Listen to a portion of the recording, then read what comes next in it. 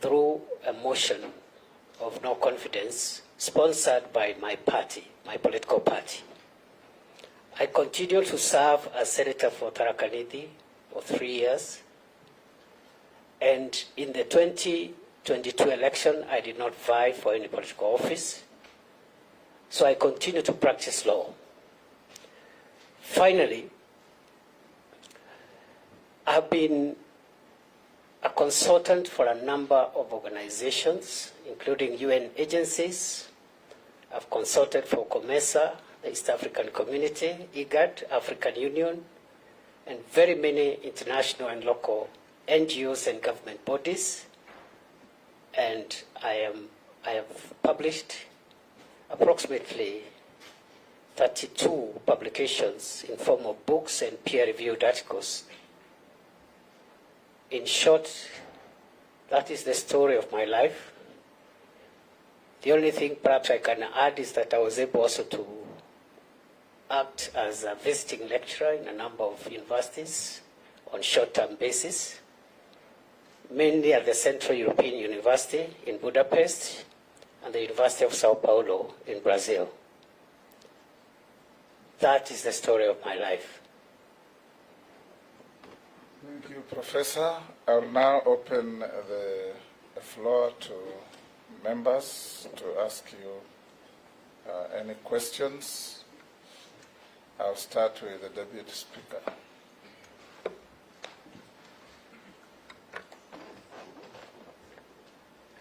Professor Kindiki, congratulations on your nomination for the position of Cabinet Secretary for Interior and National Administration. Honorable Chairman, I wish to declare my interest, which is Understanding Order 90, that I recently served under the candidate as a Deputy Chief Agent. He was my boss.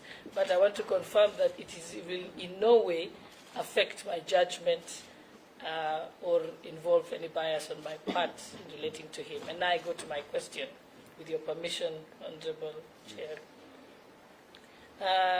Professor Kindiki, as you know, the National Police Service recently reported that 13% of the police officers suffer from mental illness.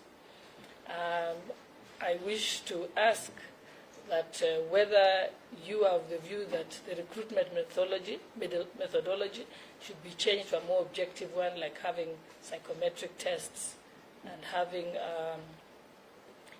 mental evaluation of the candidates, as opposed to the usual, checking their dental formation, their body structure, and so on. Never mind, it's not done professionally. So whether you think that is, what will you do about that when you hold this position? Will you change that? What are your views to transform this and to avoid the future problems of police shooting themselves and their colleagues? Thank you. Professor, take a record. We take questions in 4 batches, rather in batches of 4. Then you answer, then we take another batches of 4. So I'll ask the majority leader. Thank you, Speaker. And apologies, I came a little bit late. I wasn't there for the introductions. My name is Kevani Shongwa, Member of Parliament for Kikuyu. Professor Kindiki, I see from your very good CV, you have a number of publications that you have published, and notably a lot to do with publications on the protection of rights. And my question will be based on some of those publications, Professor. And you will forgive me because your predecessor also came from academia like yourself. And we've seen him exercise power with a lot of hubris and a lot of arrogance, especially towards members of parliament, even in committees like this one. I want to know, since you also come from academia and you're not a doctor yourself, now you're a full professor, are we going to witness the same hubris and arrogance, especially in dealing with leaders and other public officers?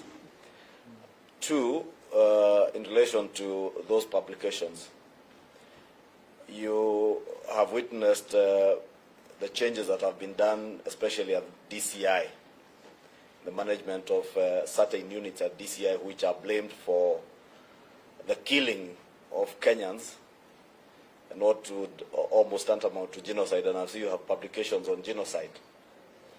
What are you going to do, if approved as CS in charge of the interior, to ensure that we shall never again in the history of our republic have to fish out bodies from River Yala or gather them from forests, from the Abadeas to Savo and elsewhere, in essence to end the gross violation of human rights of Kenyans through extrajudicial extermination, be they suspects of terrorism or whatever crimes, that you shall use your office to ensure that the rule of law prevails. 2 is on the Kenya Kwanza manifesto.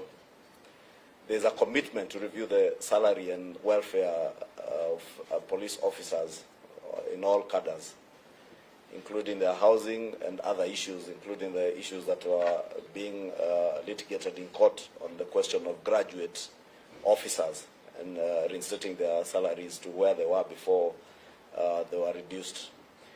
What steps do you intend to take to make sure that you improve the remuneration of officers across all cadres in the police force, and also to ensure that at least they live in habitable human settlements, not the kind of settlements we see our officers living in? That will be my take for now. Yes, Opio Wandai. Thank you, Mr. Chairman. Professor Kindiki, for starters, you as a legal scholar of no mean repute, I must admit, would perhaps be the best person to comment on this before I ask my other question.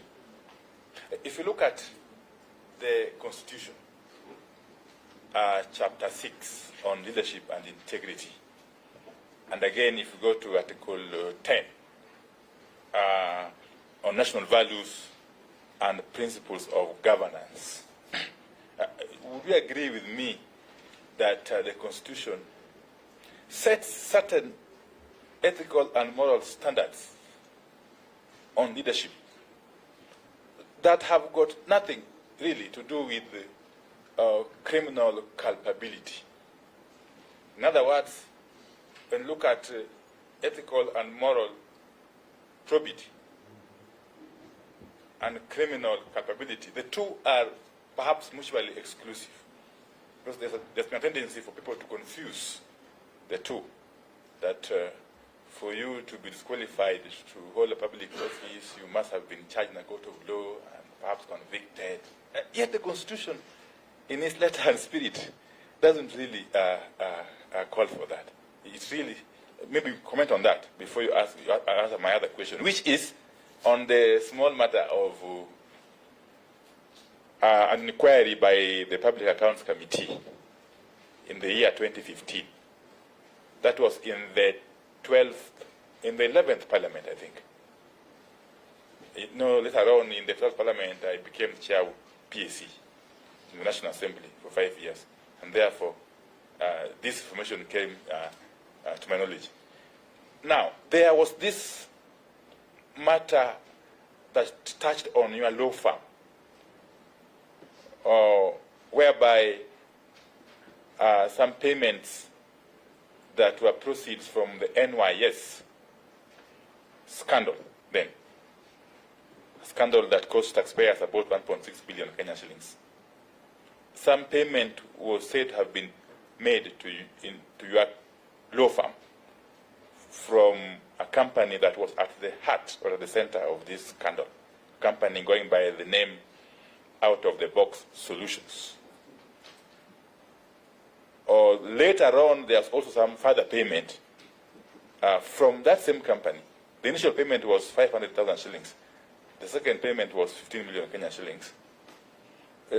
That went through your law firm under not very clear circumstances, if I may call them so. Or perhaps now that you are set, or you intend to, if approved by the House, to occupy one of the most critical dockets, which will be in charge of instruments of violence. controlled by the state. It will be important for you to clear this matter so that you can start on a clean state. Thank you. Robert Mbui. Thank you, Mr. Speaker. This docket that the nominee has been nominated to is extremely important, considering, of course, it deals with national security. Now, I have two things I would like to confirm. First, there is an observation I want to make that in the run-up to the last general election, you were one of those that were vying to be a running mate in the Kenya Kwanza coalition. And that is in public domain. And you really fought hard. Up to the last minute when a decision was taken that was not in your favor. Now, after that, there were comments that you made publicly. And one of them was actually an implication that you are going to go on some kind of sabbatical leave. But we can see you're already actively involved now in service to the nation. Have you recovered from that shock, and are you going to be very comfortable working under your competitor, because whoever you're competing against is now the deputy president? And secondly, do you think the president has any right or should interfere with the operations of the DCI? Because you know recently that he did disband a unit that operates under them. Thank you. Professor, those are four. You can now proceed to respond. Thank you, Chair. On the first question from Deputy Speaker, the Honorable Shulei, I would like to respond by saying that yes, it is important for psychometric tests to be carried out on recruits. However, I do not think that the problem that we are experiencing around mental illness is connected with the type of recruits that get into the police service. I believe the issues around mental illness in the police service are linked to work-related stress. In this connection, if I am approved by this Honorable House and appointed by the President subsequently, I intend to equip, expand, and fully capitalize the wellness and counseling unit, which I intend to link with the soon-to-be established Kenya Police Hospital, the Kenya Police Service Hospital, and the Kenya Prison Service Hospital, two projects which are at an advanced stage and should be operational within the next few months. If you have those hospitals in place and are functioning, well-equipped, well-human resourced, wellness and counseling units, we will be able to prevent cases of a psychiatric nature that lead to mental illness and sometimes fatal accidents involving police officers and their families. Secondly, I believe that these incidents are caused by the low morale and also the low remuneration and poor working conditions of police officers vis-a-vis the risks that they undertake in the service of the nation. And to finalize on that, I'll combine it with one of the questions that was raised by the Honorable Leader of Majority, which is to say, I intend to vigorously fight for the welfare and improved terms of service for police officers as well as prison officers because of the critical nature of the role they play in securing our country. I know the current administration has committed in its manifesto to review the terms, and other welfare issues, including housing and mortgages. I will be the #1 champion to have that part of the manifesto implemented fully so that you can instill better morale, better working conditions, and a happier Kenya Police Service, a happier Kenya Prison Service. Secondly, Honorable Speaker, the Honorable Leader of Majority asked me whether I would be proud and arrogant. The answer is no. I believe that the ultimate trait of leadership is humility. And most people tend to confuse humility with cowardice. The two are not related. We'll be humble. We'll submit ourselves to all authorities, starting with the appointing authority, His Excellency the President, my colleagues, but also arms of government, including this House. And I say this with a bit of pride because I've been a member of one of the Houses of Parliament for 10 years. I do appreciate and recognize the critical role that Parliament plays in oversighting the executive and also pushing for accountability within government. I will remain a servant not only of this country, but also of the institutions that have been set up under our Constitution and our law, so that I can effectively discharge my mandate as Cabinet Secretary for the Interior and National Administration. I will obey summons and invites and comply with all directions of Parliament and relate well with my now former colleagues, because it is a symbiotic relationship, and the services we offer from the executive, from the legislature, from the judiciary are services to make our country better, and they are symbiotic and related. I will not be proud. I'll be humble, but extremely firm, because this docket is extremely sensitive, and all the other sectors of the nation rely on a safe country. So humility should not be mistaken for cowardice. I'll be extremely firm and ruthless with the wrong people, because 99% of our people are law-abiding. The 1% that are lawbreakers, will be extremely ruthless with them, and we will speak very little about or with them, and will act decisively, ruthlessly, to ensure our nation is secure. Honorable Speaker, Chairman, the third question on Chapter 6 raised, I think also the Majority Leader had asked about salaries. I have answered that question on the welfare.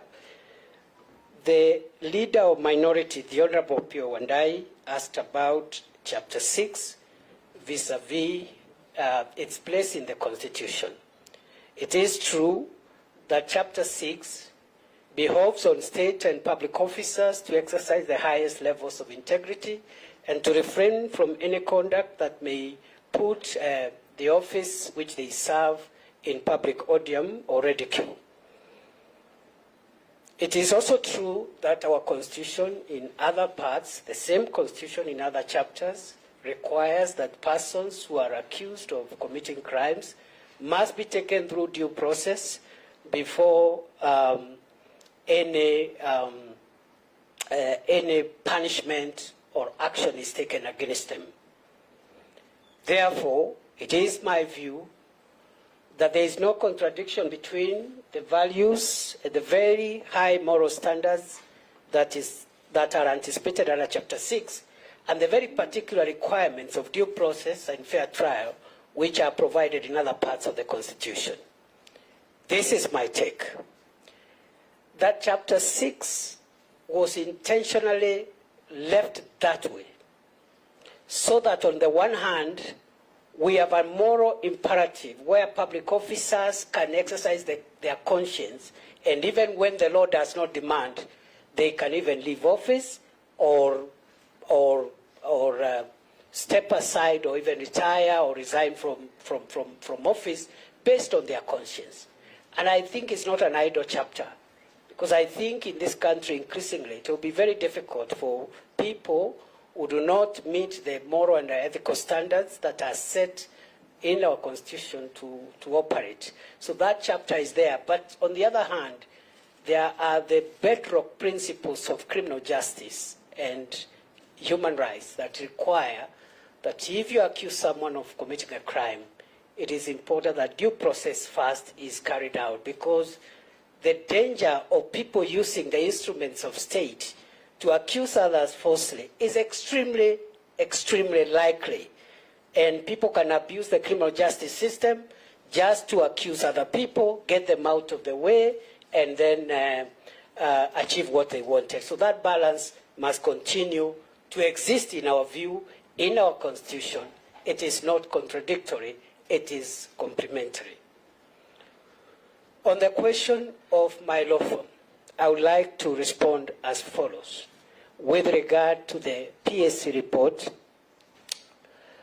which has been referred to by the Honorable Pio and I have practiced law for 22 years. I have never been involved in any professional misconduct whatsoever. With regard to the report which he is talking about, reference was made to a payment which was made to my law firm of 500,000 shillings.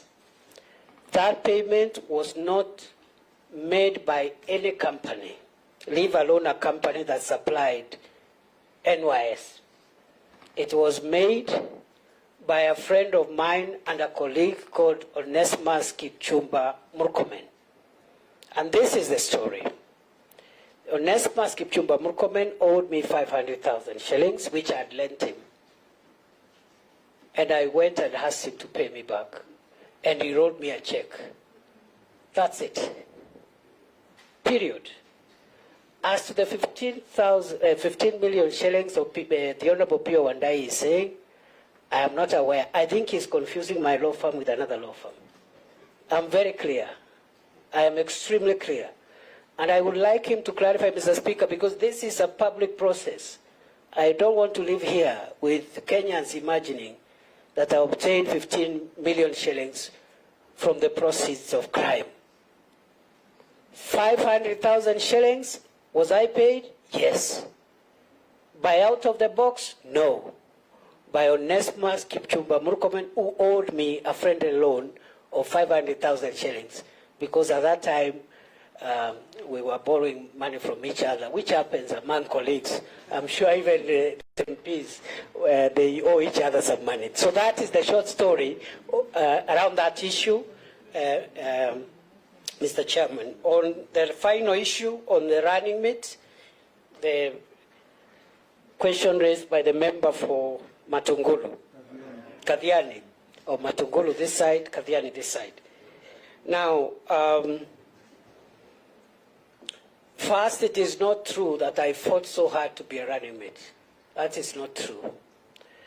What is true, Mr. Chairman, is that I was fortunate to be on the short list of 6 members of my party who were being considered to be running mates for President William Ruto. In that short list, it is also true that I ended up being a runners-up. It is also true that in that process, the Honorable Rigathi Gachagua, who is now Deputy President of Kenya, was nominated to be a running mate, and I was the runners-up. That bit is true.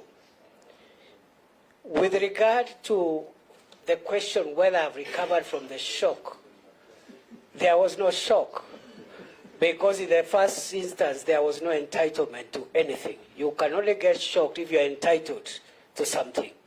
It was a privilege even to be on that short list, and even a greater privilege to have been a runners-up.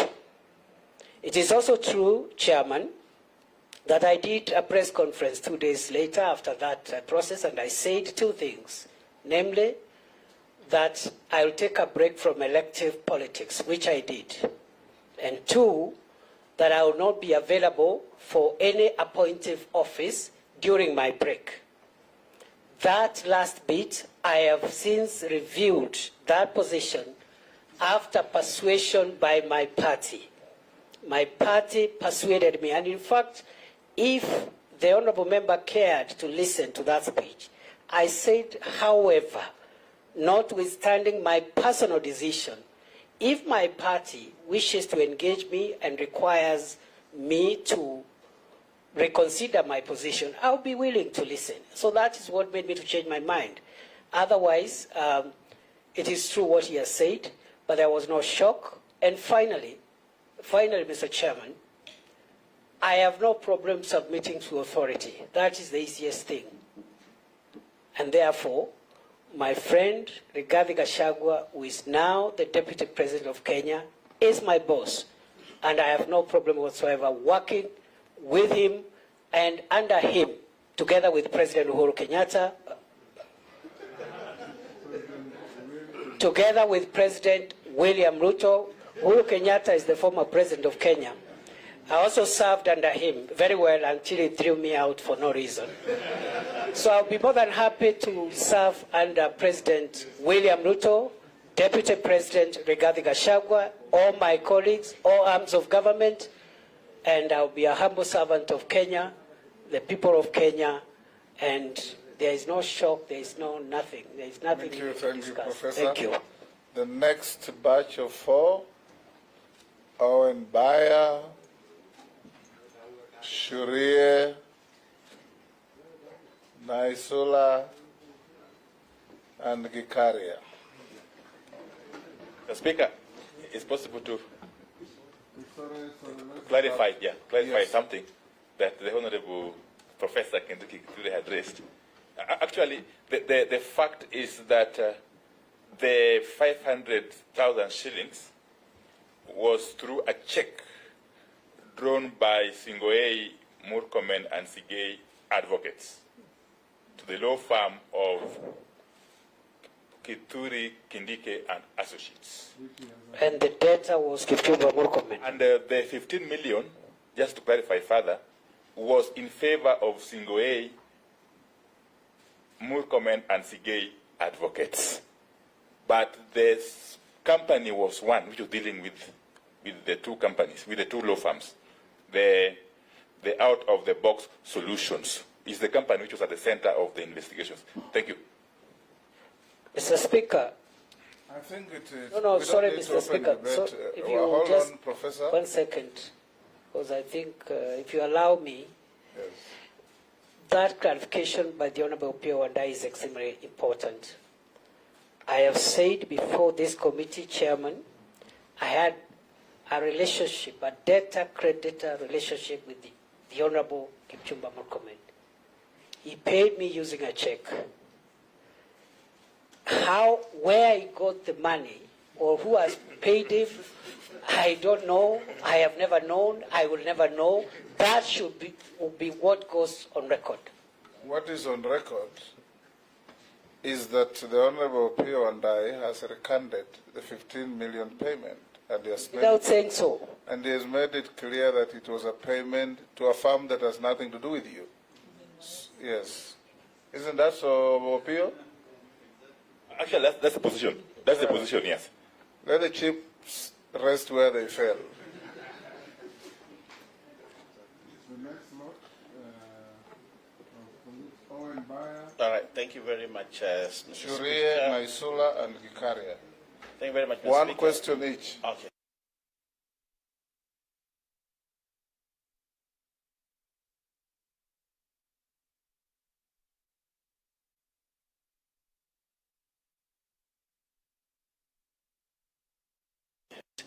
I also want to take the line that my boss here has said, that the former ministers have been very powerful. But I want you to choose to be a helpful minister, not really a powerful minister, and a facilitative, not a frustrative like we have had before. But within that context, please give us what is your vision for this Minister of Interior and National Administration, and what is your strategy? What do you want to achieve for the betterment of this country? On that line, Mr. Speaker, I would like to ask the nominee, the chiefs in this country have been facilitated by wazee wa vijiji and wazee wa nyumba kumi, and have been effective because of this lot.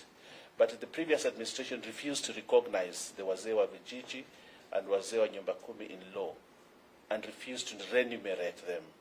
And they live as paupers, but they're very helpful within the mainstream administration. What is your vision? Are you going to get them paid, recognized, or are you going to refuse to do so like your predecessor did? I brought a bill to Parliament to try to pay them, but your predecessor refused. Are you going to pay wazee wa vijiji? Are you going to recognize them in law so that they can continue to do the good job that they are doing? I thank you. Shuria. Thank you, Chair. On a nominee, there's questions which have been asked about the long and tedious procedure of vetting persons from border communities when they seek identification and travel documents. How do you plan to facilitate access by all Kenyans to these crucial documents that are a constitutional right? Thank you. Thank you. We should emulate that batch. Naisola, follow suit with one question. Thank you, Chair, but I'll request for your indulgence because what I'm about to ask is something that I know many of us share in this committee. And I constantly get the feeling that office holders responsible with matters security don't really understand or even are willing to comprehend the pain and losses caused by insecurity in the north. Cattle rustling is seen as a tradition and a people's backward culture. Kindly allow me to put this into context, and actually I pray for God's strength as I present this. Just yesterday, when I was undertaking this very important national duty, I received a text that criminals from my neighboring constituency, that is Tiati, ambushed herders, injured one person, and drove away with cattle. As if that was not enough, the criminals continue to be bolder by the day. This morning, they attacked again. As we speak, they have killed one person. 2 people are missing, one who is actually my staff, and they've stolen goods. On a normal day as a leader, I would have dropped everything, including this assignment, and rushed to my constituency to condole, bury, and have local security meetings. Then back to Nairobi, go to OP, we get a chopper, we go for security meetings, and we come back to Nairobi. Calm is restored, then reiteration attacks, most likely from my community, will take place, and the cycle continues.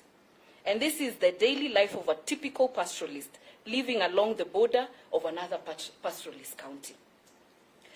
The only time as a country we behave shocked or surprised is when we lose our security personnel, and only when we lose more than 2 or 3 lives. When will one life be too many to lose in the northern parts of this country? It should never be lost to us that at one point we lost over 42 police officers, and the only thing we have to show in Baragoi is a monument with the names of these fallen heroes. As a leader, I don't run away from my responsibility and have been consistent and diligent. But, nominee, I am tired. I am honestly tired. And Kenyans are tired. What do you intend to do differently from your predecessors, away from the usual rhetoric and threats? Perhaps you need to come and live in Kurkur, Pora, Longewan, Losuk, incognito for only 1 week. Come and stay there. What strategy or are your thoughts do you have to end this menace once and for all, so that as a leader I can execute my other national duties and not concern myself only on matters of security? Thank you. Thank you. Gikaria, Professor, I've allowed that emotional discourse because of the peculiar circumstances of the member. Gikaria. Thank you, Chair. One question. Pongezi Kindiki. Owen Bayer, switch off your microphone, please. The question that I have, Honorable Kindiki, is that Kenya Kwanza Manifesto acknowledges that ensuring safe, secure and fair environment through democratic policing, which contributes to development. What measures will you put in place to revive community policing initiative in urban areas and restore the public trust in the National Police Service? And I'm saying this because at the same time, maybe you can give us what constitutes a criminal gang that is supposed to be, to be banned, you know, like these criminal gangs. In my place now, there is a gang called Confirm, and it is really bringing a lot of insecurity issues within the. So, what would be required for that group to be, not to be confirmed, to be, you know, declared illegal, such that we can restore peace and order in Nakuru at large? Thank you. Professor, those are 4. You can respond. Thank you, Chair. On the first one, I promise to the nation and to the House, to this committee, that I will do what the Honorable Baya has recommended, which is to be a helpful and facilitative minister on this very sensitive docket. My vision is to transform the national government administrative structure, NGAO, from a structure which has the amenability for misuse by politicians and leaders, to increasingly allow this very useful structure to concentrate on its mandate, which is to sensitize the public on government programs, mobilize the public on important national issues, and actually be agents, the agents of government for service delivery and citizen empowerment. That is the vision I have for this cadre. It can be done, it will be done. I also envisage a difficult project of trying to improve the relationship between our police service and citizens, because there has been over the years broken relationship and trust deficit between the police and the public. And some of the reasons for that trust deficit, some of the reasons are actually beyond the control of the police officers themselves. The poor terms and conditions, the lack of facilitation at the service delivery points. For example, you have over 600 police stations without a penny in terms of AIE. You want that OCS to arrest a suspect. It is up to that OCS to feed the suspect and take them to court. You want a DCI officer to record a statement. They do not have money even to buy a notepad or a pen. So some of the things we blame the police officers for are actually caused by lack of a working environment that is suitable for delivery of services. So I intend also, in line with the Kenya Kwanza bottom-up model of delivery of services, to use the police station as the service delivery point and work from there upwards, as opposed to relying only on the top commanders in terms of trying to understand the working environment in which our police officers work. With regard to Nyumba Kumi, I am a firm believer that this is a very critical organ within our security architecture. The kind of requests that have been presented by this cadre are very modest, actually. including 500 shillings for 2 meetings a week. That's 1,000 shillings a week. It can even be 2 meetings a month. And using the budget that is already available, we can cut down on non-core expenditure and make sure we deploy some of the resources to be able to appreciate this very critical cadre, which is at the bottom of the pyramid of our security architecture.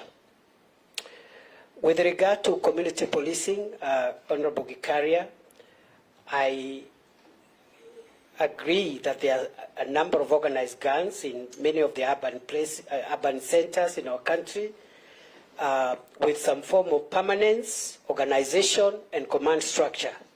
And therefore, perhaps those are details we need to share so that we can, if there is a consistency, and these elements exist in the people committing those crimes in Nakuru, we can be able to support you and the people of Nakuru to make sure that we get rid of these people. With regard to the last issue on cattle rustling, I agree with the Honorable Naisula. The Honorable Naisula speaks on behalf of about 67% of Kenya's territory, the Kenya of the North. The Kenya of the North includes the North Rift, Northeastern, parts of Tana River, and some parts of the coastal strip fall in that category. A territory that is largely facing very serious insecurity. And allow me just to address the issue of banditry in the North Rift. I have been instructed, subject to this approval process, to make sure that we deal with banditry once and for all in the North Rift. Therefore, what am I going to do? I will not be sharing operational issues here, but one of the challenges we have is the lack of operational capability for our officers who are serving in those areas. I have requested for facilitation so that we are able to improve the existing capabilities both for air and land mobility, but also for protection of officers to ensure that they keep the peace there and deal with that issue. We will also have to invoke the provisions of the Constitution and the National Police Service Act to ensure that we actually energize the community policing program to make sure that we don't just rely on soldiers, on officers who are just posted there and they do not even understand this terrain. So that the community helps the officers to be able to track the criminals, and in the meantime, as we venture in that collaborative community policing initiative, in the meantime, you allow us to do what the law says should happen to criminals. And I would not want to say further than that for now, except that I am instructed to ensure that the banditry problem is resolved once and for all. I assure Kenyans, and I assure this committee, that I will make whatever sacrifices that are required to be made. I will stay focused until this problem is over. Even if it means, Honorable Naisula, coming to live in the North Rift. Not for a week, not for a month.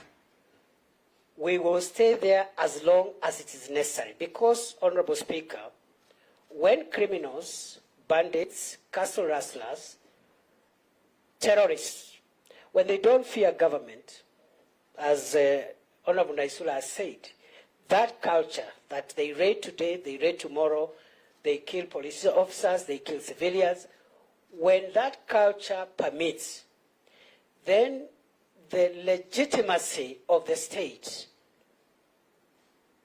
is at stake. So we'll do whatever it takes. As soon as I take office, the number one assignment is to ensure we set free this country from criminals, from bandits, terrorists, and cattle rustlers, not through press conferences. We will speak less because security does not require speaking. But I also want to assure the nation, the Honorable Chairman, we will follow the law. We will respect the Constitution. We will respect all the international human rights and humanitarian treaties that are part of the law of Kenya. But we will still do the job because in some of the most secure countries, ruthlessness with criminals is matched with the respect for human rights. So law-abiding citizens don't have anything to fear. There will be no extrajudicial killings. There will be no abuse of human rights. But we will do to criminals what needs to be done for them under both national and international law. The next batch of Shuria's question on issuance of travel documents. I think it says you didn't answer that. Yes, I think the Honorable Shuria, the issue of, particularly the issue of vetting in northern Kenya, is not a requirement of the law, it's an administrative measure. In light of the need to respect fundamental rights and freedoms and make sure that there is no discrimination, we will increasingly review the procedures for vetting to make them human rights friendly and friendly to the citizens of Kenya.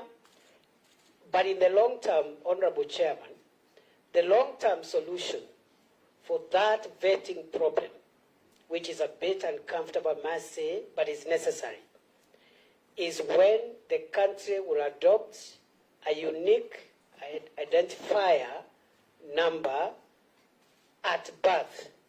An attempt was made under the Vision 2030, under the IPRS project, which was abandoned, and then the Huduma bill came and took over some of that effort and brought confusion.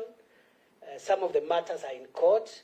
But the moment you are able to have a unique identifier number at birth, then you will not need to be vetted by anybody, because government will have the record of every child, every person born in Kenya.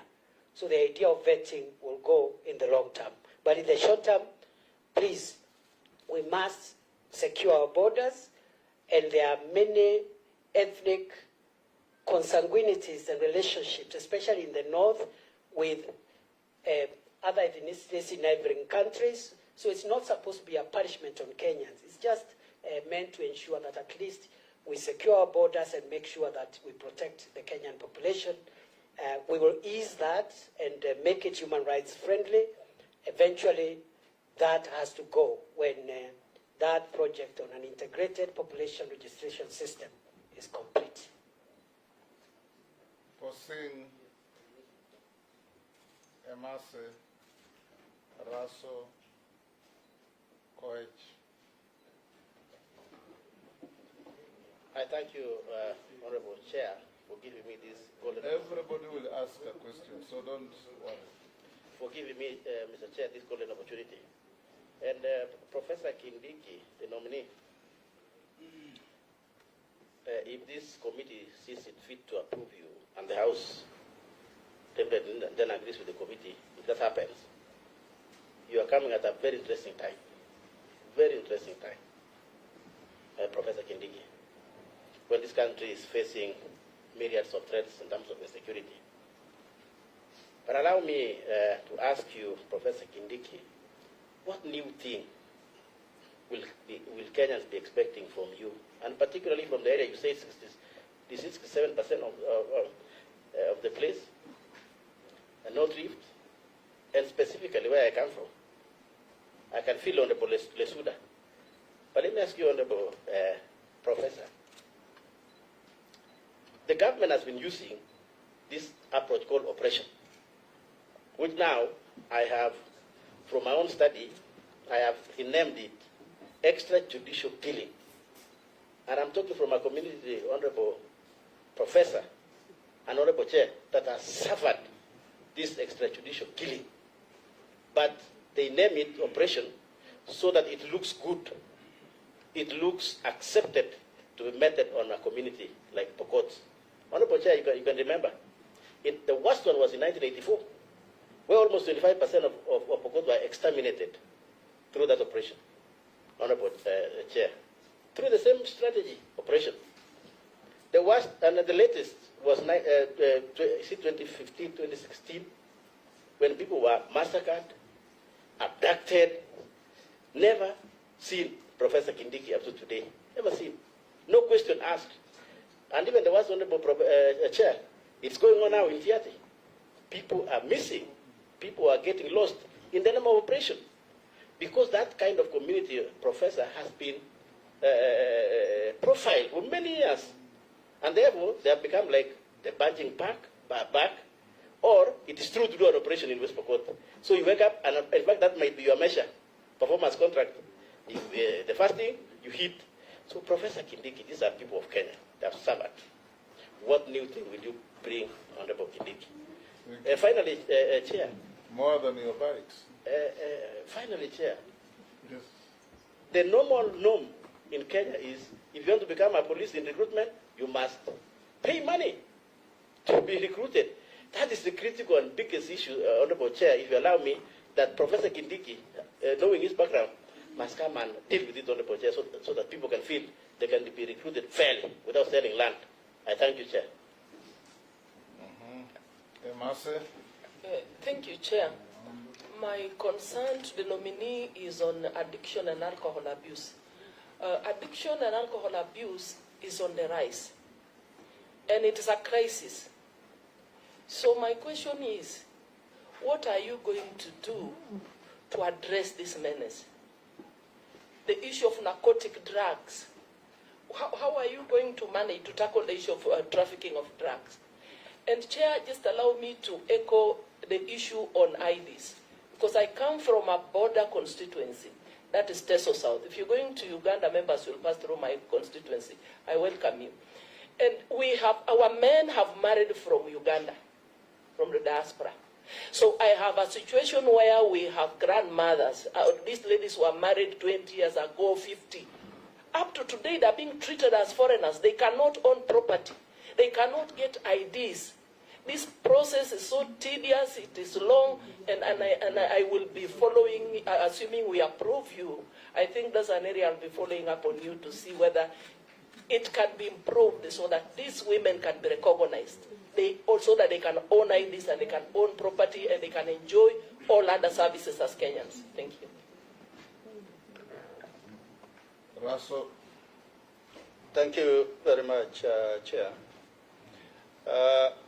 Professor, if the House approves your nomination, you'll be the first lawyer who will be sitting in Interior. That in itself will be a history. In Kenya, there are two laws that are operating.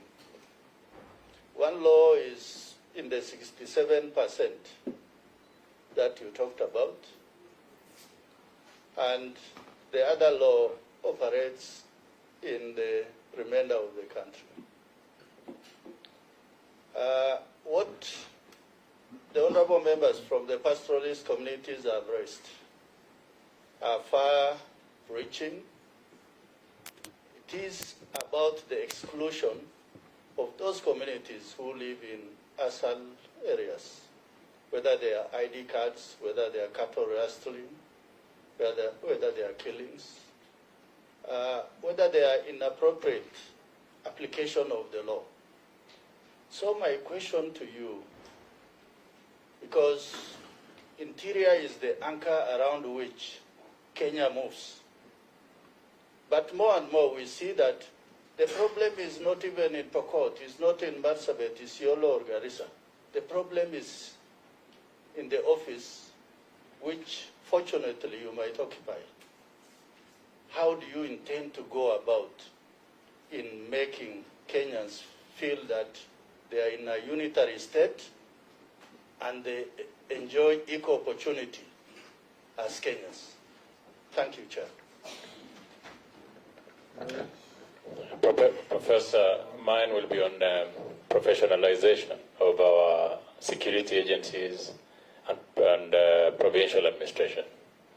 We did go with you to many parts of this country where your predecessor will use the provincial administration to scatter our rallies, use the chiefs to execute political errands, thus making the provincial administration untidy.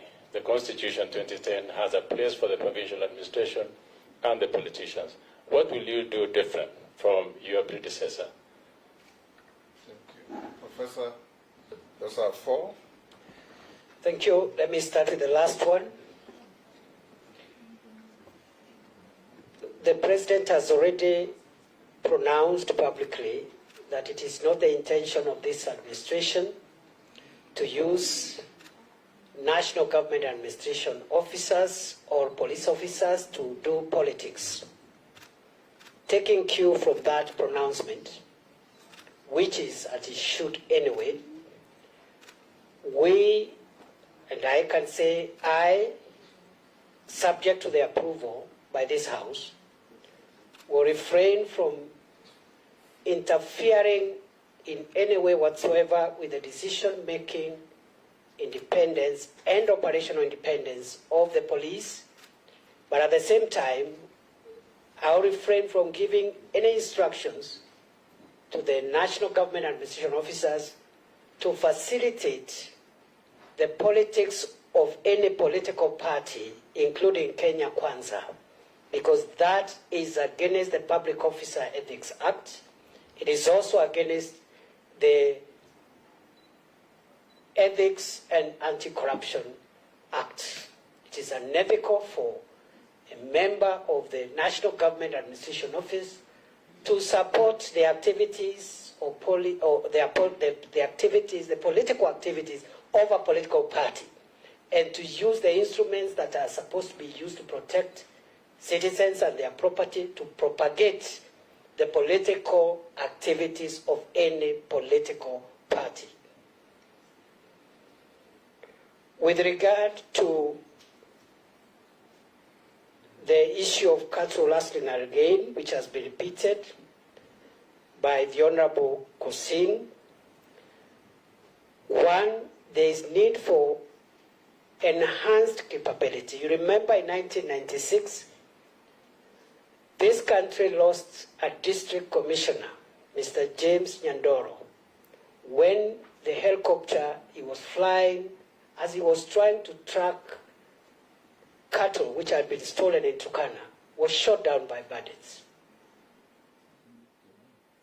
When I talk about capability, I mean the need to modernize the armed personnel carriers, both land and air carriers, because the kind of carriers that require to get criminals out of the caves and gorges are the type that cannot fall under the fire of these bandits.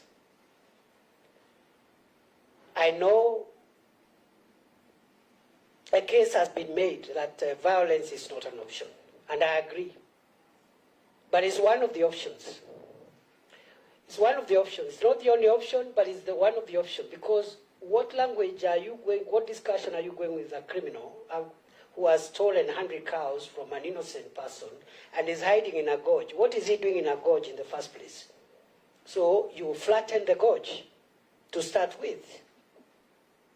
Then now you can, because what is he doing in a gorge with people's livestock? So that is one of the issues, the issue around capability, including personal protection of the young officers that we send sometimes and even the more experienced ones. A senior GSO officer was shot the other day, somewhere in Baringo, shot dead in the line of duty. And then, so some force has to be used. But I have also assured the nation we'll follow the law. The Honorable Didaraso is right. I am a lawyer, and not just a lawyer. I'm a human rights lawyer. That's what I trained in. Even the most established democracies must use violence to protect 99% of its citizens against the 1% that want to destroy our democracy. Period. I have no apologies to make about this. That is the law. We will respect human rights. There will be no extrajudicial killings, but criminals have to be faced as criminals. Period. And crimes have no ethnicity. Crimes are not political. Even if a politician is committing a crime, he's a criminal. A lawyer committing a crime is a criminal. A doctor committing a crime is a criminal. And they belong to no ethnicity. But I also agree there are other methods that have not been used maximally before, like community policing, like enhancing the capability of Kenya Police Service, most of whom were disarmed in the north, remunerating them so that also these KPR, again, don't get tempted to misuse those firearms because they're hungry, and also other interventions, including a Marshall Plan, the ultimate solution to setting free the Kenya of the North from the hands of criminals is a Marshall Development Plan of infrastructure, electricity, roads, hospitals, schools, etc. And that is in the Kenya Kwanza plan. So I'll be collaborating with the other agencies to make sure that as we deal with the criminals, we are also opening up that area so that it's easy to convince even those who have been socialized to believe that only crime can give them a livelihood. There are alternative livelihoods that can help them feed their children. Finally, very quickly on NACADA, there's a process which is ongoing about enhancing the control aspects on alcohol and narcotic drugs. My 1 second take of how else we can improve this is to use the education curriculum review that is taking place through our task force now to see how we can just try and resocialize our children, because the drug addiction menace has cascaded to very young sectors of our population. And only the education system, which is the software that instills positive moral values, can perhaps be used even as we enhance the control of these substances among our population. And from the Honorable Emase, the issue of spouses and citizenship is one of the reform measures which I am informed is already ongoing, to make sure that there are no delays. If the principal spouse, for example, has citizenship, the other spouse application should not delay, and so forth and so on. Thank you, Mr. Chairman.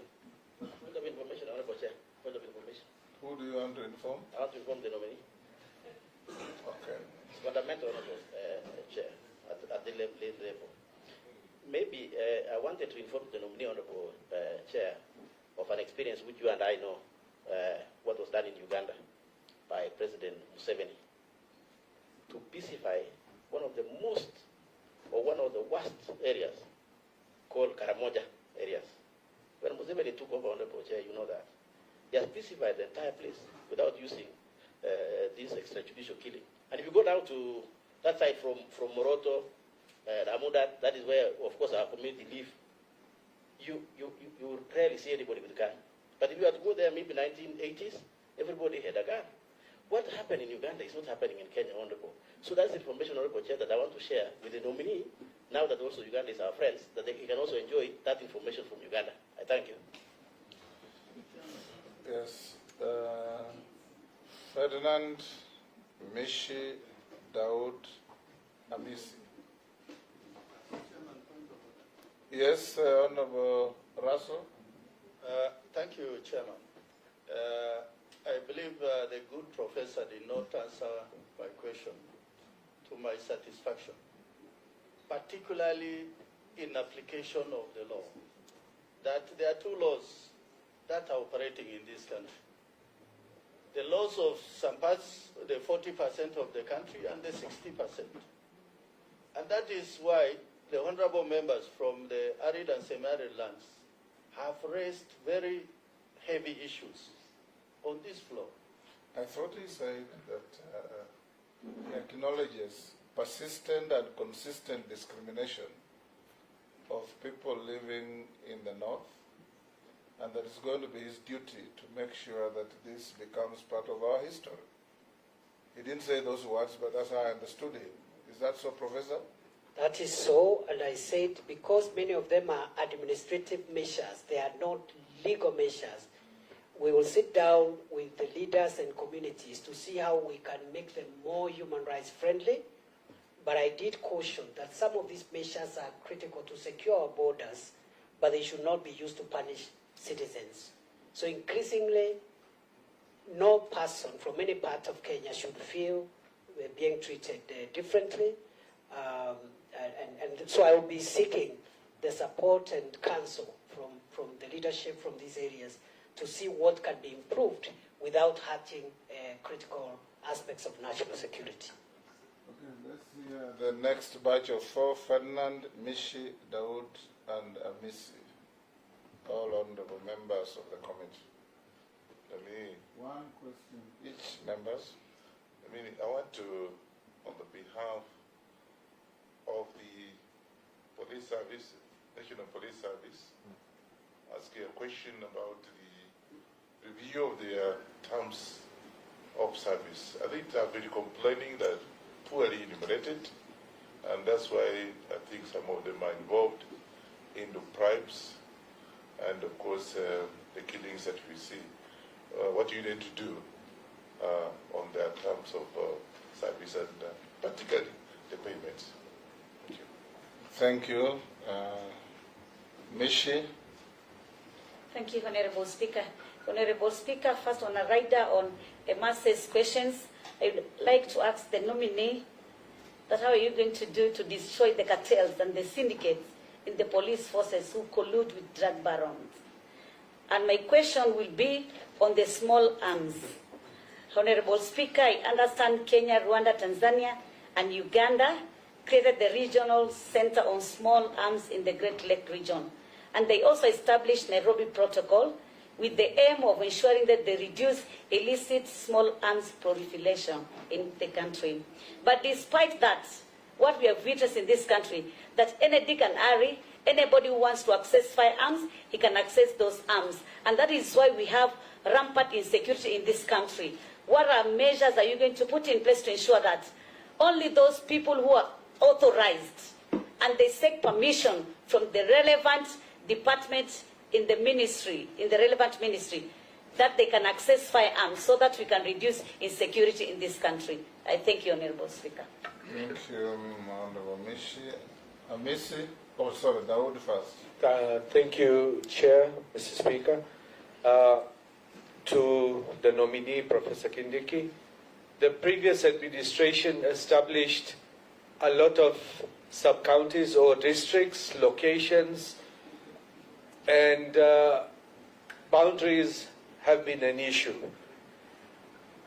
between many counties, between my county and your county, Professor Kindiki, as well as counties in Nyanza and Rift Valley, and because the docket of the districts and the boundaries would squarely fall under your administration, under the national administration, how are you going to handle the boundaries issues, as well as personnel for the new districts and locations, which were created, especially even in my constituency, more than 5 or 7 years back, and we still do not have the chiefs and assistant chiefs, and many places in Meru County and in Kenya in general do not have the sub-county DCCs and ACCs deployed. So that's what I want to ask. I know between our counties, you were in one of the meetings together with the governors and the members of parliament regarding the boundary issue between Tharaka, Nithi, and Meru County. I want to know how you will handle this matter. Thank you. Thank you. Amisi? Thank you, Chair. The issue of refugees, you've written articles on refugees. I saw it somewhere. And the repatriation of refugees and closing of Dadaab refugee camp was a hot topic the previous regime. How are you going to handle it going forward? Are you going to revise the decision that was made before in regard to that? Influx of foreign nationals is also a big issue here in Kenya. We are going towards regional blocks, East African Community expanding, African Free Trade, African Continental Free Trade Area.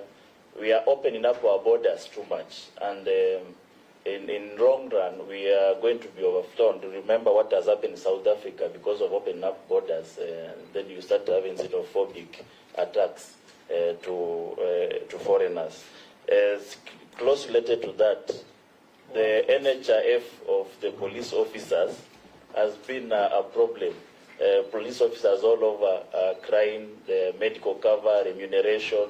Can you have to handle this once and for all, especially the prison officers who are always complaining? And they don't have trade unions to complain on their behalf. Professor, those are another 4. You can answer those. Thank you, Chairman. Regarding the terms of service,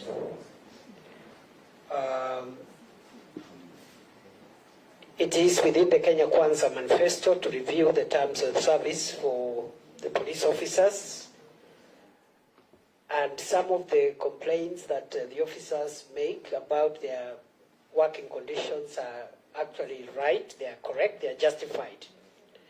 So we shall be looking at how to handle that within the resource constraints of the country and also within the independence and mandate of the Salaries and Remunerations Commission.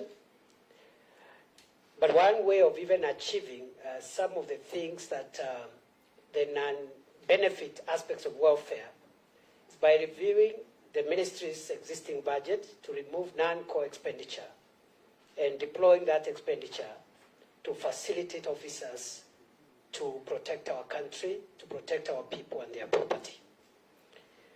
With regard to cartels and drug barons, the Cabinet Secretary provides policy direction to the National Police Service and the other formations under the ministry. Through this oversight, which is provided in law, we will make sure that no protection is afforded to any officer or any person who is associated with drug cartels and drug barons. So we are going to perform our duty to provide the policy oversight on our forces. Because when the instructions and policy direction come from the top, it's easier to manage than when there is none. With regard to proliferation of small arms and light weapons, I would like to respond as follows. That one, we may have to review and look at the framework for licensing of firearms in this country to ensure that the right people are the people who are licensed to carry firearms. Secondly, with regard to firearms already in possession of, in the hands of criminals, we will have to review our policy on disarmament, demobilization, and reintegration to ensure that we mop out firearms in the wrong hands. And this is associated with the program that we discussed earlier in this session about how to ensure that we pacify and make it peaceful in most of the countries where bandits are reigning supreme.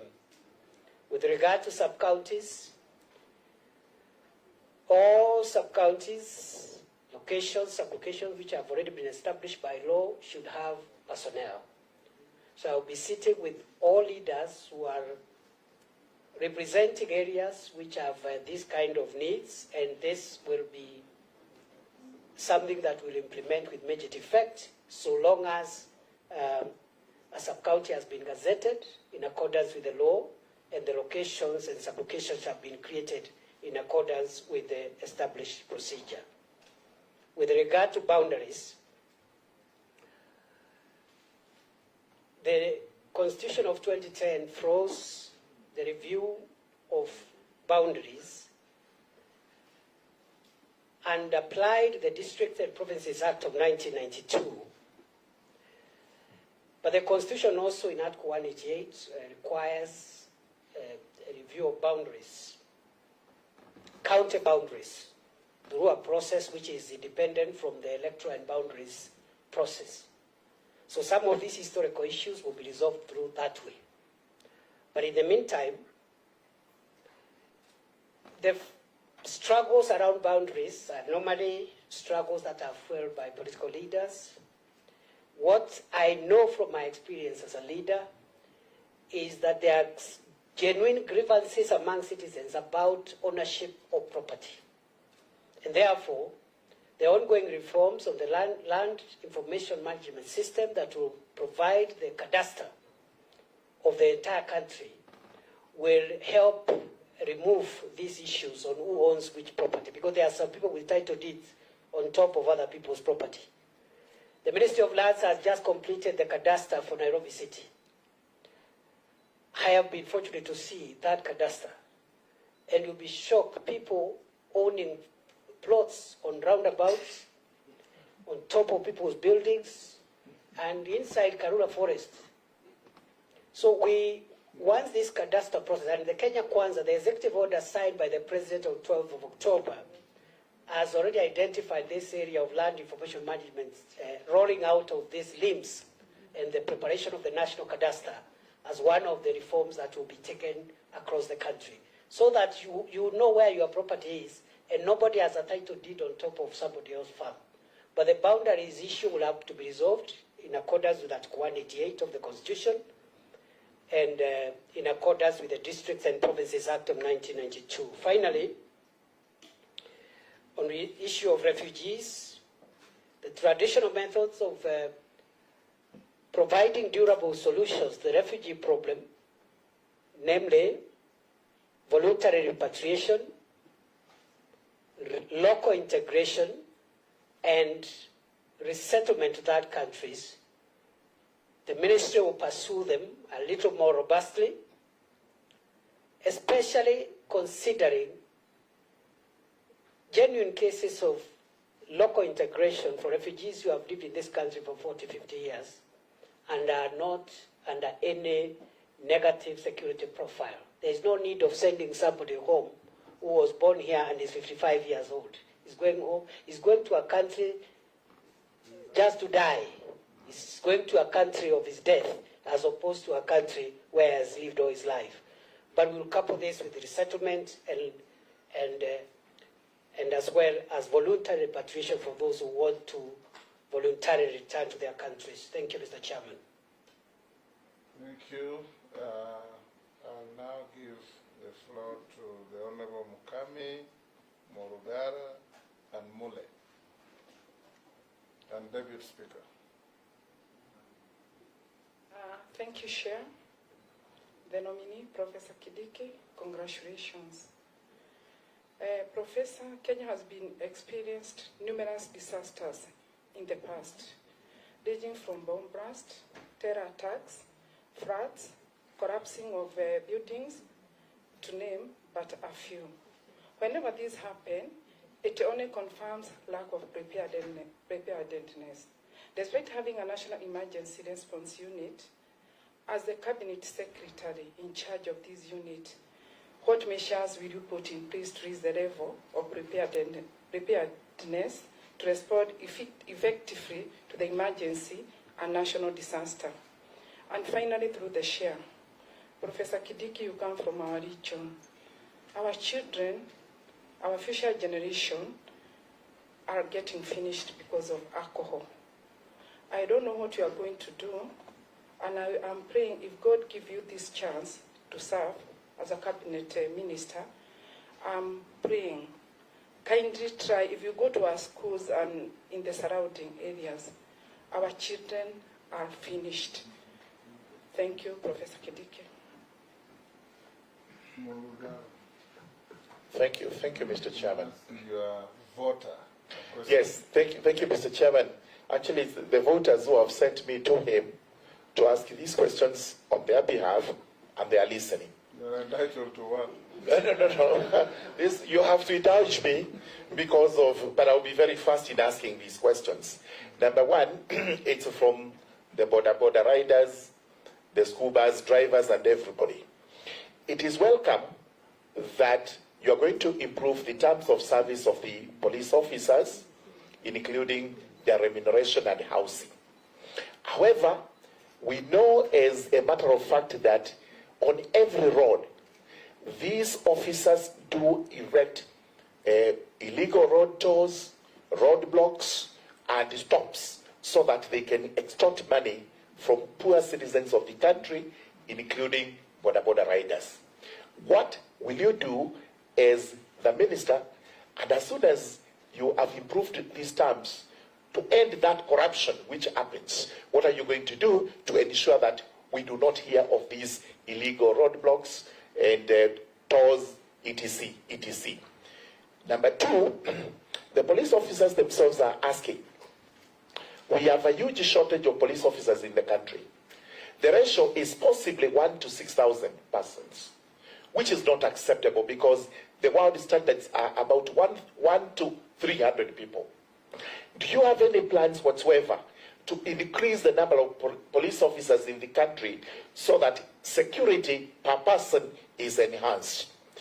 From the area managers, this is their question, because I took a petition for them to Parliament. It was passed, but that was the end of it, and now you're going to be on this seat. The smallest unit of administration in the country is actually the village. This is where we find a person called the area manager, who is supposed to be the president of that village. This person executes all manner of duties, including is the security officer, he is the judge, the jury, and the executioner. He's also the divorce court in the village. He's the one to whom people fall to when they want to divorce or they want to remarry or whatever. Do you plan in the administrative system that we are now going to review to start with the village as the basic unit of administration, and what plans will you implement to ensure these people are actually remunerated? Thank you. They also reconcile couples. It's not just about the person. Thank you, Mr. Speaker. Be the last to talk to the nominee. Professor, you are inheriting a service, and especially the police service, whereby internationally, on the police corruption index, as a country from the highest corrupt country, which I will not name, we are number 10 at the index of 7.88, and the ratio of police officers in Kenya per population is 1 police officer serving almost between 800 to 1,000, whereas the international norms, where Kenya has signed to be part and parcel, runs from 1 police officer to about 300 to 450. Professor, it is important to have a view of this as you take up this most important docket. If you are approved by this House, there are several scenarios. One scenario is members of parliament put up police stations, police posts, and police housing. And the last regime, without public participation, collapsed some of these units, and I can attest some of those properties are idle without police officers, creating an extra exposure of risk to Kenyans involved in those areas. The new policy of, I want to find out from you, what new policy will you put in place on recruitment of police officers? With this kind of index which I started with about corruption, you can be assured during recruitment, corruption is the center of who will be picked. And last is, how are you going to refurb the air wing, police air wing department in the country so that you can be in total control of it? We know very well the air services of the police were merged with KWS, the army, and the rest, whereby they were collapsed to something which you cannot understand. And I believe you have said that you'll deal with the issue of how to refurb the police. I want to hear what you're going to do on the police air wing. Last but not least is that we have officers. Not right. You're entitled to one question. Okay. You are doing the fourth. I'm just the last person. So let me finish that. You are not entitled to that latitude. You read that. Time up. Okay. It is only 1 minute, Speaker, if you indulge. We have quite a number of police officers who are graduates, who have gone to school, and their school, and we are aware that for them to move forward and get better remuneration, it was stopped. What are you going to do as in charge of the department to make sure that we look at the issue of those officers who are graduates? Thank you very much. If I've offended you, Ichungwa, sorry. You have not offended Ichungwa. You have violated the direction of the chairman. Thank you, Speaker, because he's repeating questions. Deputy Speaker. Honorable Chairman, I just wanted to follow up on the same question that Honorable Mulungaru said, and I think some of my lecturers have said, why don't you assure them that you will have body cameras for all police officers who are going to be interacting with the public, so they're not collecting bribes on the road and terrorizing motorists. They said it's well to take care of their welfare, but the public want you to assure them that you'll also take care of their welfare against the police officers. And lastly, I think as someone who's been falsely accused in the past, I think you didn't get an opportunity to reconfirm that on the initiation, what had been said, to confirm that did you or did you not receive 15 million from NYS. I think it's important that that goes on the record. I didn't get the last one, Speaker, Chairman. No, I said you never got an opportunity to clarify the allegation that had been made by Honorable Mundanyi Opio. So I was saying you can use this opportunity to reconfirm that you indeed, because it was not confirmed properly.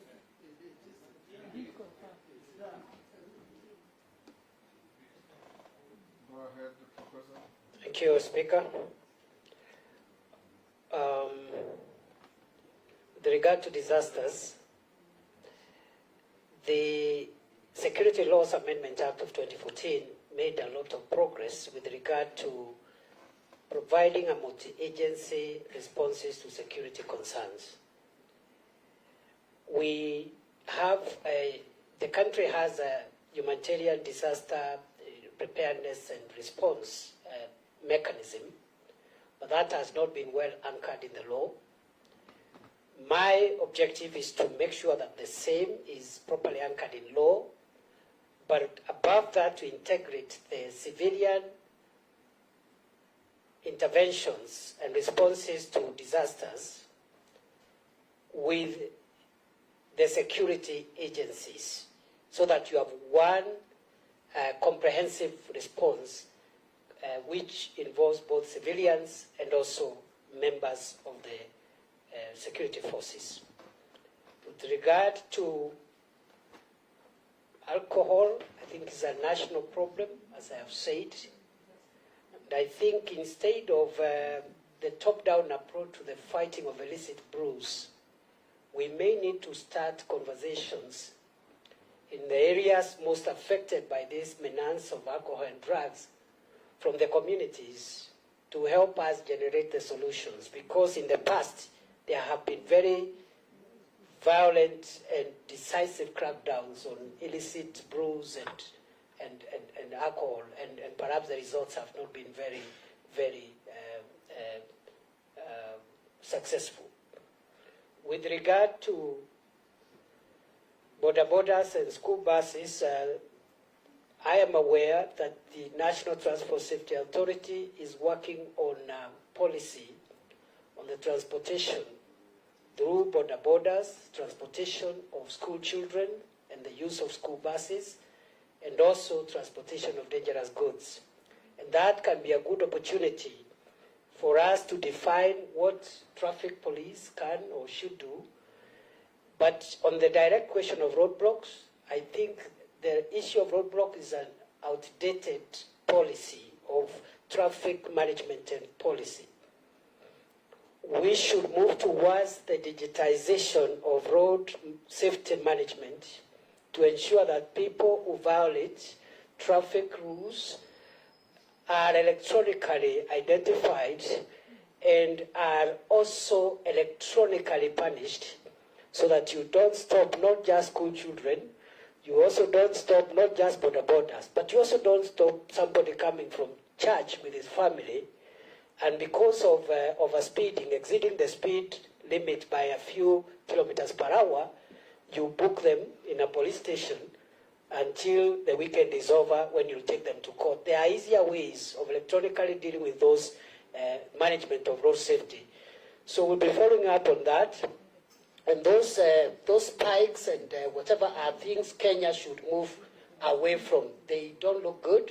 They even are sometimes causes of accidents and lack of safety on the roads. With regard to the issue of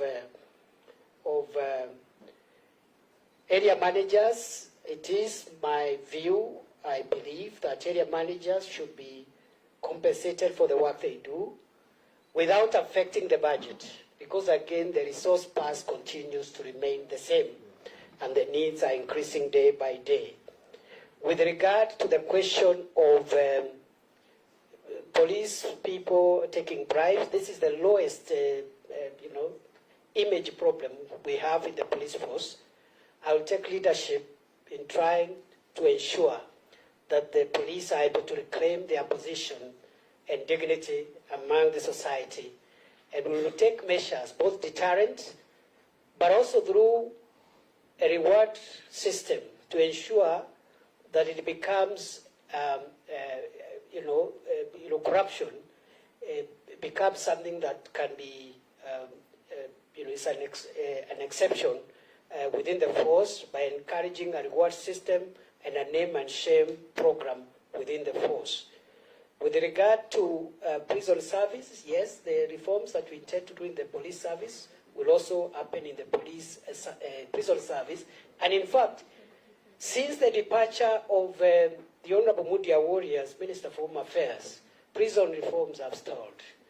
And this is an area which I think will require to be looked at afresh, with a view of making sure that these places become places of rehabilitation and correction of offenders, as opposed to places where people go to commit even further crimes when they are already in custody. Finally, with regard to recruitment, I want to promise this country and this committee that if I am approved as Cabinet Secretary for the Interior and National Administration, I will do whatever it takes to make sure that no Kenyan pays 1 shilling for their child who merits to be recruited within the police service, the prison service, and other formations under this ministry. Thank you, Professor. Let me also ask you just two questions. The first one, Professor, is the integrity of the Kenyan passport. The Kenyan passport is said to be one of the easiest to forge. Criminals from our neighbors, our brothers from West Africa, and many others. As foreign minister, I encountered cases where there were nationals of Zambia, Guinea, Nigeria, all these countries, in jails, particularly in Asia, China, Thailand, where narcotic crimes are punished very heavily. And they are profiled and identified there as Kenyans because they have forged and are carrying Kenyan passports. What are you going to do as minister to enhance the integrity of our passport? Number two, in comparable jurisdictions, getting a passport is a right of every citizen. In fact, in many countries like the UK, they don't have any other identification document other than the passport. In this country, getting a passport is an extremely tedious process. There are people who queue for up to a year, 2 years. You want to travel out of the country.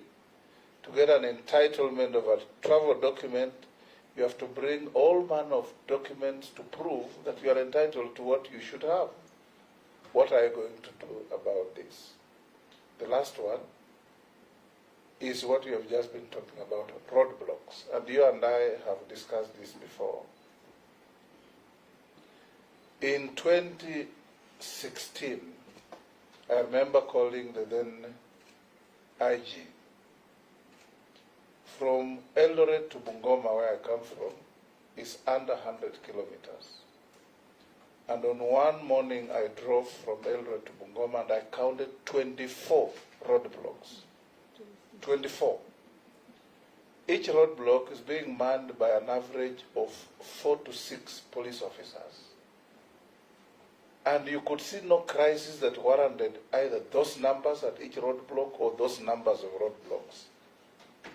I remember President Kagame of Rwanda asking President Kibaki to reduce roadblocks because businessmen from Rwanda were finding it difficult to transact their business by transporting cargo from Mombasa to Rwanda because of the number of roadblocks, which were also toll stations. What are you going to do to eliminate this menace? Thank you. I may also disclose to the committee that the Honorable nominee is a very close friend to me. We have practiced law together, and we research and write some things together in furtherance of the law. Thank you, Chairman.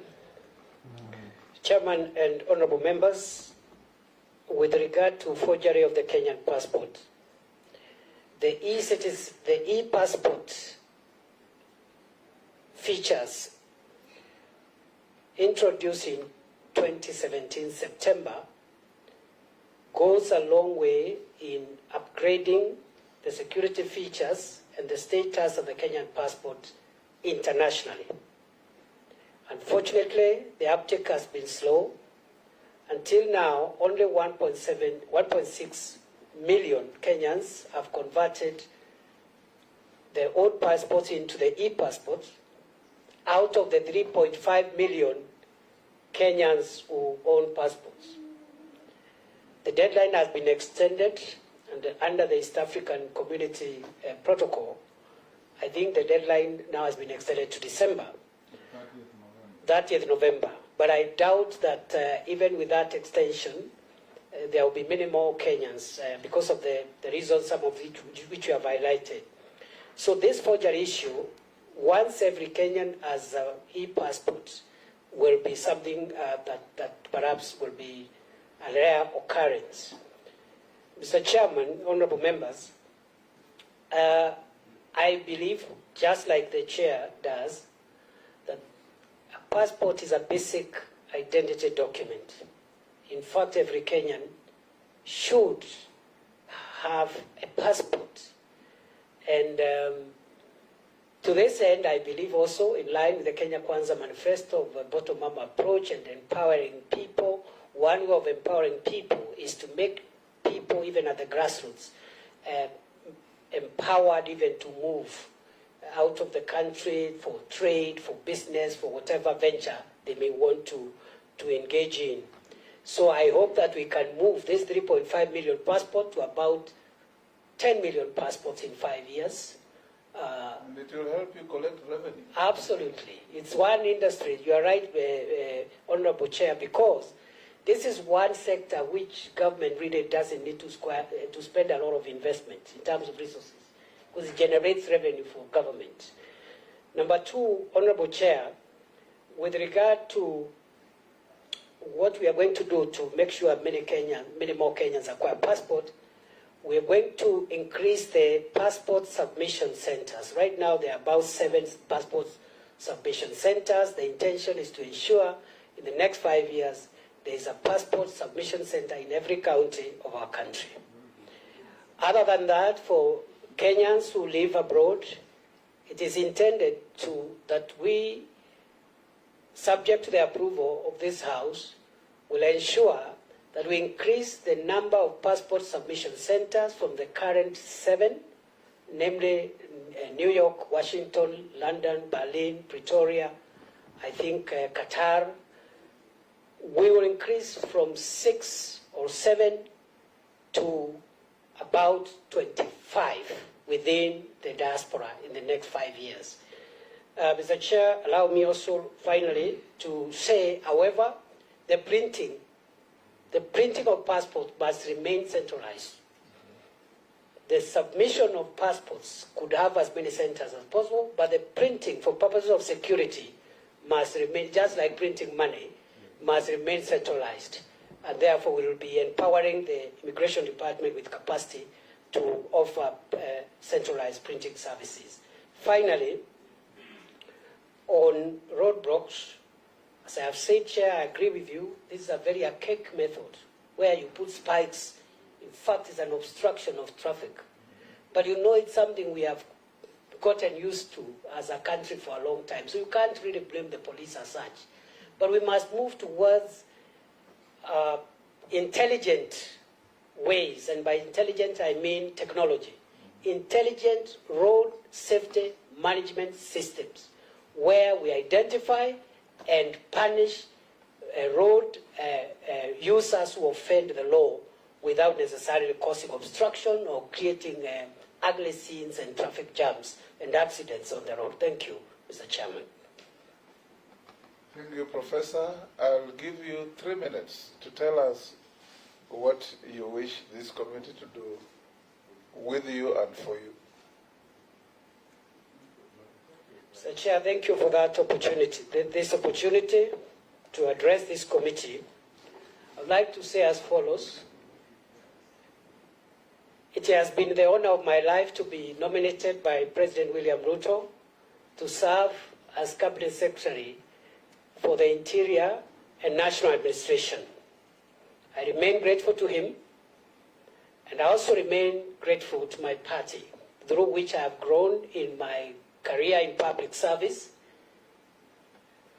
I do understand the current assignment requires me to abstain from active politics unless I am propagating government policy. That is what the law provides. I therefore want to take the opportunity to assure the President and the people of Kenya I will serve diligently. I will serve with integrity, and I'll apply my mind, my energies to try and resolve national security challenges that affect our homeland today, some of which have been discussed in this meeting. I also want to say that I will serve with integrity and fight within my ministry any efforts to divert public funds, misuse public funds, misuse public human resources for political or other considerations. I also promise this House I'll cooperate with Parliament and other institutions of state to serve Kenyans. Finally, if I am approved, I'll remain grateful to this House for the opportunity, and I promise I will not let Kenya down. I'll do my best for the country, and this is a solemn promise before God, before the President, before government, and before my fellow citizens. If you approve me, you will get value for that decision. Thank you, Honorable Chair. God bless Kenya, and God bless you. Thank you, Professor. You are now released to go to your other duties, and God bless you too. Members, I give you 5 minutes break, health break. 5 minutes